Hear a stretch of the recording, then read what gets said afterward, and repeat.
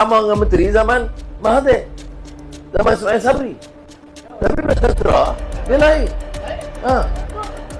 Tu pun ada juga yang sokong dia orang ni. Dia pangang dia tentera.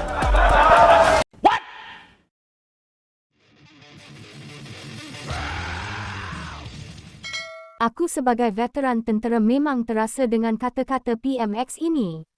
Itulah satu daripada beratus komen yang ditinggalkan netizen apabila kecewa setelah menyaksikan video Perdana Menteri Datuk Seri Anwar Ibrahim membangangkan tentera Malaysia yang terdahulu.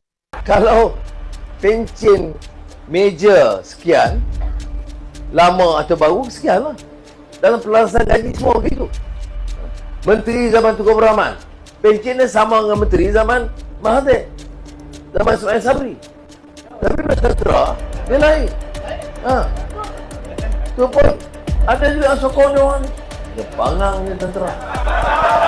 Meninjau di ruangan komen, video tersebut telah mendapat pelbagai reaksi negatif dari para netizen dan ada juga netizen yang kebingungan kerana beberapa hari lalu PMX baru sahaja meminta maaf secara umum kerana sentiasa menggunakan bahasa yang agak kasar ketika berucap.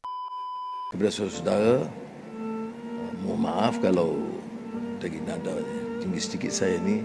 Banyak orang pesan sekarang, Anwar, you dah Perdana Menteri, you tak boleh tinggikan suara. You kena cakap tenang, dengan baik, menyantuni rakyat.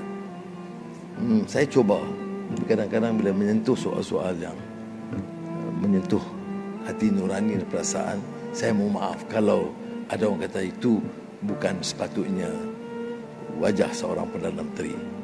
Saya tidak tahu wajah Perdana Menteri itu mesti tenang terus, tak. Jadi kalau dianggap kesilapan, saya mohon maaf. Tapi percayalah, saya luahkan apa yang saya rasa. Pada siapa lagi saya nak luahkan kalau tidak kepada anak-anak buah saya yang jentera, yang boleh menjayakan program negara. A few moments later. Itu. Menteri zaman Tunku Abdul Rahman, pencen dia sama dengan menteri zaman Mahathir, zaman Ismail Sabri. Tapi bila tentera, dia lain. Tu pun ada juga yang sokong dia orang ni. Dia pangang dia tentera.